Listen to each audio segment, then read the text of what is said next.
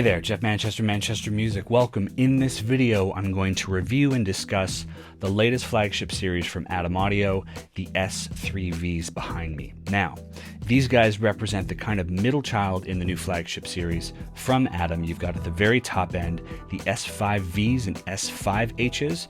In the middle tier, midfield, you've got these guys here, the S3Vs, and there's also an S3H. H stands for horizontal orientation, V stands for vertical. That's what I've got here. And then at maybe the most affordable price point is the S2V, no H orientation, horizontal orientation for that speaker set. If you're wondering what I mean by midfield, near field, all this stuff, on my channel, I have been talking about near field monitors. And what this means is these are monitors that sit closer to you. They're designed for compact, let's say smaller spaces. You might argue this space is super compact.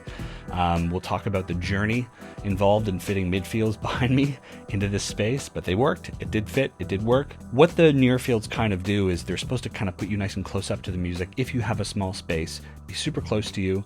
And then you have, well, not super close, but close enough. You have the midfields, which are supposed to be a little bit further away from you. They have more powerful drivers, more powerful amplifiers in them. Then you have from that far field. And these are speakers that are meant to be at least 10 feet away from you. They output high SPLs, and they're kind of only things that you see in a big pro, room somewhere at a big professional studio facility. You don't really see them as much in little project and boutique studios like the one that I have here.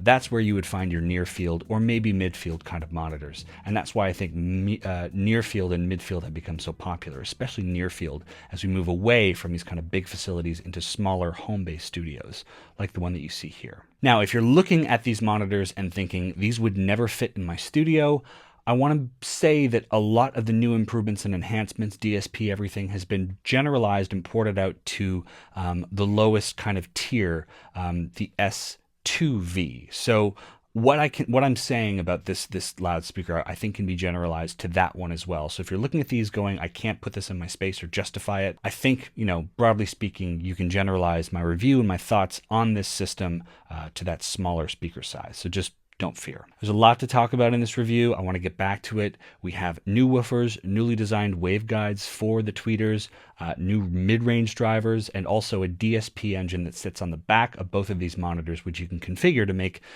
these things sound great in your space. So let's go over the kind of four tenets, the four stops in a review for speakers on this channel, which is build, aesthetics, operation, and of course, sound. Let's start with build.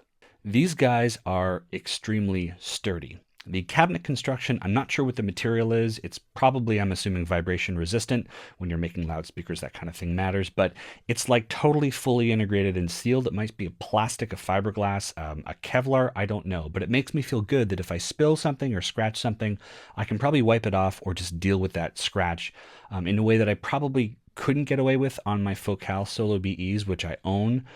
These have to go back to Atom, unfortunately, unless I go into witness protection, then I can just in the middle of the night, just disappear with them and no one can find me, and that'll be my life. No more goes the channel. I did it all for the Atoms. With the Focals, I've got wood on the sides, and to me, if you spill, or at least I think it's wood, if you spill something on that, it's going to stain pretty easily. And if you scratch it, goes into wood, it's kind of hard. So I feel like with the Atoms behind me, the construction is solid and it feels like they could last a long time in the space. If they get nicked or stained or strained, you can kind of put up with it. They are very heavy. They're about 55 pounds each, which means if you're sitting them atop an IKEA table, something like the IKEA tables that are basically a couple thin sheets of plywood in between sawdust, you're going to want to put them in the ceiling, mount them on the wall, or sit them atop a couple of speaker stands, which I had to do for this review. I had to go out and buy speaker stands, reposition my desk, bring the desk out, put the speaker stands in, but I think it was well worth it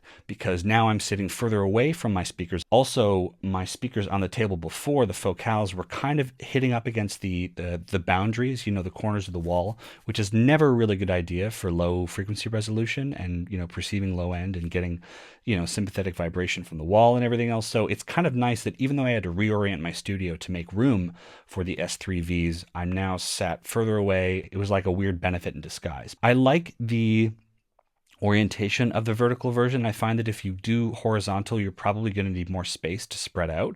And with the vertical design, you can kind of put stuff in between other speakers, other gear, outboard gear, whatever it happens to be, and you can kind of plop everything vertically like that, like a bookshelf or something like that.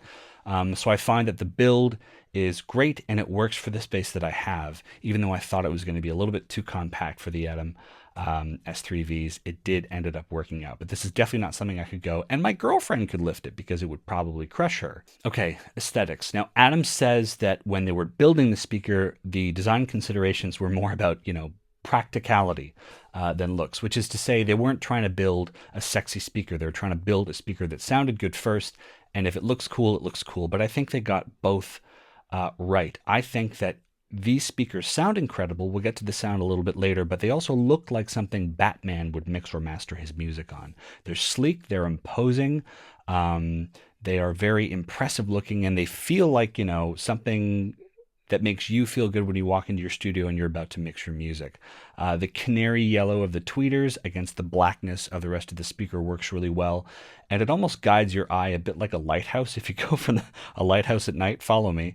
If you go from the bottom to the top, you get that kind of like bright orange tweeter at the top. It's just a good experience for the eye, and it also has just this vibe of like, we're going to make some amazing music when you kind of take a look at them. Very German, very impressive and striking and imposing compared to other monitors that I've had. And of course, the PMCs I did a video review on had a very kind of utilitarian, flat, kind of sterile look to them. And when I walk in and see these things, it just makes you feel cool. I know it's silly, but oh my God, studio and where you're creative, it's all about vibe. And if you have something that makes you feel cool and creative, there's a pretty good chance that it's going to kind of translate to whatever your output is. Anyway, just my 2 cents on aesthetics. I know aesthetics is kind of a dumb thing to be thinking of with hardware, but we rage over phones and we rage over gear and what things look like, how they light up, how they reflect. And I think the Atoms are just totally badass and beautiful, frankly. So now, in keeping with a very practical, utilitarian, I think, philosophy as far as the design goes, the operation of these loudspeakers is very simple as well. On the back, you have an input for analog signals, great for, balanced signals. You also have AES-3 for digital if you want to put that in there. You've got your on-off switch, obviously, and your power inputs, but you also have a DSP engine that's really cool. So we'll flip the back of the speaker around so I can talk about this a little more. So the OLED display here allows control of the overall level. There's 2 parametric shelving filters, one for bass, another for the highs, as well as 6 further fully parametric EQs with variable Q that can be assigned to boost or cut level at specific frequencies. Now you have these memories, and these are also provided to store voicing presets. On the S-series models, most of them anyway, the 2 here are supplied by Atom, and they're not editable. The first is known as Pure, and I really found that the Pure worked for my room. I didn't want to switch to the other kind of factory setting.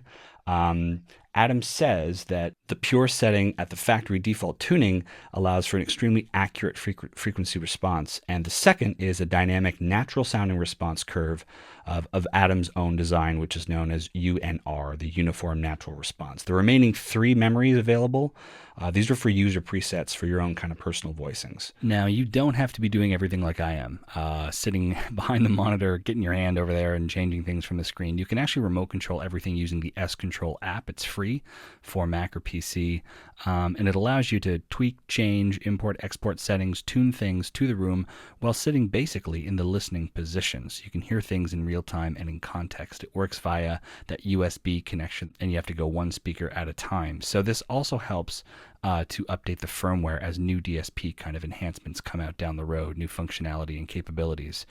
The other thing is that this software works throughout the S-series line. So whether you're dealing with the 5s, the 3s, or the 2s, they've all got that connection, and you can update things remote control almost from this app, which is pretty handy. There's also some kind of future forward stuff coming from Atom. Not really sure what it is or what it means. Bottom line, they're kind of future proofing this on a DSP level to make sure that it's kind of feature rich for whatever comes down the road, either from Atom or maybe another company that'll help you, again, like correct things like frequency response or whatever it is. But I was pretty happy in this room, which is pretty treated, with the first, just that pure setting right there. So let's move on to sound, which is probably what most people want to know about anyway. First of all, before we get into the sound, really, I just want to talk about what it's like to feel the music from a midfield system. The experience between midfields and near fields is a little bit like the experience between standing under like a low pressure shower head and then standing under a waterfall, the midfield being the waterfall. It is palpable, physical way to experience the music, and especially if that if the midfields are supporting some kind of activity, whether it's mixing or mastering critical activities in music, it's just it's almost like getting one step closer to the physicality of the music and reaching in and making sounds and changes to things that you hear that maybe you couldn't hear or weren't as apparent on a smaller near field system. I'm not saying go out and get a midfield system, but oh my gosh, it's going to be hard for me to go back to the near fields. Let's go into the sound from the bottom up. So starting at the bass. So the low end is extremely articulate, and I didn't experience any distortion even at very high output levels. It's punchy, it's defined, and I would almost say, and I've not really made this claim of other speakers yet, but if you have some midfields and you're wondering if you still need a sub, I would say you could get away with not using a sub for a little while. If you don't have time or money for a sub and you buy some midfields, I think you could probably get away with not having to go for a sub, because the articulation, again, the punchiness, the definition of the low end was superb on these midfields. Now the mid-range, I really have nothing critical to say about the mid-range at all. Apparently, at least from the literature, this is a newly designed mid-range system. It felt to me very vivid. I didn't perceive any masking between the low end or at the very high end on the tweeter side. It just felt extremely vivid and rich and punchy. And again, I didn't experience any distortion when I was going to very high SPLs, as high as I can get away with in a space like this in a condo building where there's other people. So from the bottom up to the mid-range, I was very impressed with the consistency and kind of tonal balance between information at that very low level and then going up to the mid-range where things like guitars and stuff like that like to sit. And I guess on the stuff that I tested, the tracks that I tested, that experience was consistent all the way up. Now let's go to the kind of very top of the lighthouse, if we're going to stick with that metaphor, the tweeters. A lot of people have very different things to say about these tweeters, and I have to be fully honest here. I went for the focals after listening to Adam's. I can't remember which model they were, but the tweeters, the ribbon tweeters for which Adam is known, at least on that model like 3 years ago, was for me, not for me. There was something about it that was just a little bit too sharp and a little bit too sharp and a little bit too bright on the brightness scale. If you're just like editing a photo, they were just a little bit past, the middle. But something has changed. I don't know what it is. I know that the design in these tweeters was updated for this new S series, and the issues that I had with the tweeters back on whatever Adam, I can't remember what model it was, are no longer here for this this monitor. And I was kind of worried about it. The tweeters on this model are, in my view, open, very clear, and very smooth. Not so smooth as to interfere with, stuff that's actually bright and actually sibilant and needs to be taken care of. In fact, I found that whether I was using this on broadcast material, like, voiceover stuff or podcast stuff, which I do a lot of, or on the music side, and there I was listening for, the higher end of the cymbals, that kind of thing, I got pretty much everything I needed to know right away, and nothing was masked, nothing was overhyped or overcolored. I was really impressed by the vividness, going all the way full frequency from the low to the high. The tonal balance of these guys, especially at high SPLs, is consistent and just frankly breathtaking. Okay, so in the end, my verdict on these guys is, obviously, the people who watch this channel, I think I have a pretty good idea of how big your wallets are. And Adam sent these to me. I'm not saying go get midfields, but if you have a chance to listen to them and experience them, I think you'll know what I mean. And I think you can probably make a case to support getting something like this in the future. They are expensive, but you get what you pay for. I think that if you like what I have to say about these guys, you will find that experience can be generalized and taken over to the S3Vs, which is that, again, the lowest tier in this new flagship series. For me, a personal highlight, and I tweeted about this when I was getting the review ready, was listening back to some of my favorite records, Tame Impala, for example, going back to his early work all the way up to now, because I think at the time I got these monitors, it was right before NAB, and I listened to his new single, and I wanted to throw it on these guys when I got back from NAB, and it's so educational and just kind of weird as a fan to go through the discography and go all the way from the past to the present and hear the changes in the fidelity, in the instrumentation, and just hear the kind of quality and that kind of evolution of, I guess, fidelity from the beginning to the end of his career. And you can really make out with not too much effort, even if you don't have 10,000 hours of ear training, you can make out those subtle differences and realize that maybe the reference you were using from his early stuff maybe isn't what you need for right now. You need the stuff for right now, because you can just hear that you can hear an artist maturing and growing and getting better production value as they go through their career. I know it's a weird personal anecdote and it's not really something technical that you would read in like a Sound on Sound magazine, but for me, that was one of the coolest experience with these monitors, is hearing those changes, hearing things get better, more defined, more full frequency, and richer as we went from the early to the late days of Tame Impala's career. And I did that with a couple other artists as well, Daft Punk all the way up to Random Access Memories.